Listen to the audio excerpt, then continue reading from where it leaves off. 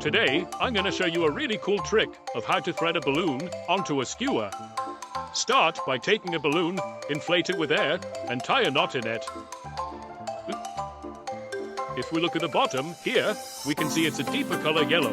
This is because the rubber's thicker and not stretched out so much, so it's under less strain. Same goes for this point right at the top, and as here, we're going to be pushing our skewer through. So take a skewer, make sure it's nice and smooth with no rough edges, and coat it with a thin layer of washing up liquid. You should now be able to push it straight into the bottom of the balloon without it popping. Then, line it up with a thick bit of rubber at the top and carefully push it on through. And there we have it, a balloon threaded onto a skewer. Pretty cool, huh?